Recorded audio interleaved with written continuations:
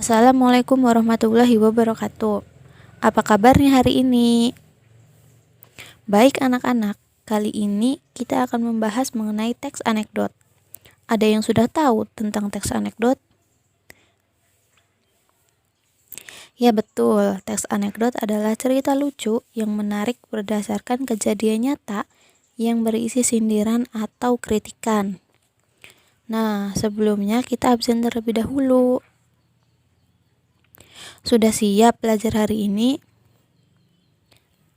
Nah, sekarang Ibu akan memaparkan mengenai kompetensi inti dan kompetensi dasar beserta indikatornya. Pun standar kompetensinya Bisa yaitu kalian lihat ya. Tujuan pembelajaran kali ini, Ibu mengharapkan kalian setelah mengikuti proses pembelajaran, kalian diharapkan dapat mengidentifikasi struktur atau bagian teks anekdot dan kebahasaan teks anekdot. Kemudian menyusun teks anekdot dengan memperhatikan struktur dan aspek pembahasan dan mempresentasikannya teks anekdot yang telah disusun. Nah, pada materi ini kita menggunakan metode pembelajaran. Apa metode pembelajarannya? Yaitu menggunakan model pembelajaran discovery learning. Apa sih discovery learning itu? Yaitu pembahasan, penemuan, dan problem. Baiklah anak-anak, simak materi mengenai teks anekdot sebagai berikut. anekdot. Menurut Taufikur Rahman, teks anekdot adalah cerita singkat yang di dalamnya mengandung unsur lucu dan mempunyai maksud untuk melakukan kritikan. Teks anekdot biasanya bertopik tentang layanan publik, politik, lingkungan, dan sosial. Tidak hanya berbentuk cerita, teks anekdot juga dapat berbentuk dialog singkat antara dua tokoh. Teks anekdot selain memberikan kesan humor juga dapat membuat amanat atau pesan moral ataupun kebenaran secara umum. Ciri-ciri teks anekdot yang pertama, bisa menghibur atau mengundang tawa pembaca atau pendengar. Yang kedua, untuk menyampaikan kritik halus yang tidak menyinggung. Yang ketiga, sebagai media penyampaian pandangan. Yang keempat, sebagai inspirasi pembaca atau pendengar dalam menyampaikan protes atau tidak setuju, memilih bahasa yang santun.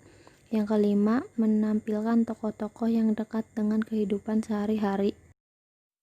Yang keenam, memiliki sifat humoris, lucu, menggelitik, dan berbau lelucon tetapi menyindir. Struktur teks anekdot yang pertama yaitu abstrak. Abstrak menggambarkan isi teks secara umum agar pembaca bisa memberikan ilustrasi isi cerita. Lalu orientasi. Orientasi merupakan awal kejadian pada cerita atau juga bagian yang menjelaskan latar belakang mengapa peristiwa utama dalam cerita dapat terjadi. Kemudian krisis. Krisis merupakan bagian yang menjelaskan mengenai pokok masalah utama dalam cerita. Lalu reaksi. Reaksi adalah bagian yang akan melengkapi berupa penyelesaian masalah. Yang terakhir koda. Koda adalah bagian penutup cerita dalam teks anekdot. Fitur bahasa anekdot. Yang pertama, penggunaan pertanyaan retorik. Pertanyaan yang tidak memerlukan jawaban. Contohnya, kita harus selalu belajar, bukan? Yang kedua, penggunaan kata kerja material, yaitu menunjukkan kegiatan yang terlihat secara fisik. Contohnya, setiap bulan dia membeli setidaknya 5 novel terbaru. Yang ketiga, penggunaan konjungsi temporal, yaitu berhubungan dengan waktu. Yang pertama, waktu permulaan, misalnya sejak dan sendari. Yang kedua, bersamaan, misalnya tatkala, ketika, sambil, selama. Yang ketiga, waktu berurutan kemudian, yaitu sebelum, sesudah, setelah, seusai.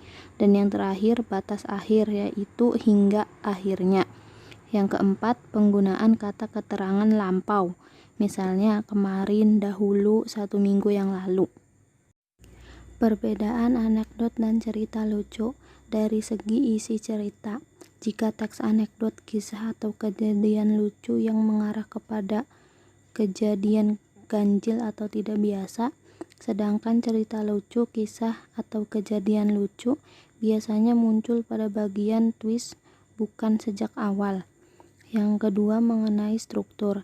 Jika teks anekdot berisi abstrak, orientasi, krisis, reaksi, dan koda, sedangkan cerita lucu berisi perkenalan isi cerita, event, kejadian awal yang wajar, twist, teks lucu. Yang ketiga, mengenai bahasa. Jika dalam anekdot, bahasa dalam anekdot menggunakan pertanyaan retorik, proses material, konjungsi temporal, keterangan waktu lampau, kalimat perintah, atau kalimat seru. Sedangkan cerita lucu, ciri kebahasaan dalam cerita lucu jarang dijumpai, tetapi keterangan waktu dan tempat sering digunakan secara kronologis. Anak-anak, setelah kalian mempelajari teks anekdot ini, Ibu harapkan kalian memahaminya dengan sungguh-sungguh. Adapun perihal tugas individu, yaitu mengidentifikasi struktur dan bagian-bagiannya. Kemudian kalian buat sendiri teks anekdot sesuai kreativitas dan imajinasi kalian untuk latihan. Adapun materinya tidak terbatas ya. Nah, setelah kalian mampu membuat teks anekdot sendiri, kalian bisa mendiskusikannya kembali bersama teman-teman kalian dan membuat video secara berkelompok. Pembuatan video anekdot ini dari materi yang kalian buat secara bersama-sama. Kemudian kalian bisa mengunggahnya ke media sosial sesuai apa yang kalian punya. Misalnya YouTube bisa, Facebook bisa, dan sebagainya. Nah, video kelompok ini sebagai ulangan akhir semester kalian. Bisa dipahami anak-anak? Materi apa sih yang telah kita dapatkan hari ini? Ya, kita membahas mengenai definisi, teks anekdot, ciri-ciri, struktur, fitur bahasa anekdot, perbedaan anekdot dan cerita lucu, kemudian membuat teks anekdot. Nah, Ibu harapkan materi kali ini bisa dipahami dan bisa menjadi wawasan yang lebih dan kalian kembangkan. Sekian pemaparan dari Ibu. Kita bertemu di lain hari ya. Wassalamualaikum warahmatullahi wabarakatuh. Cewek itu bukan bola yang habis dideketin terus ditendang. Cowok juga bukan Doraemon yang punya kantong ajaib dan pintu ajaib untuk mewujudkan semua keinginan lo. Cewek itu juga bukan lap kaki yang bisa lo injek-injek harga dirinya. Cowok juga bukan HP yang dipilih-pilih karena kelengkapan fiturnya dan merek populernya. Cewek itu bukan piala bergilir yang bisa direbutin terus dipajang di lemari.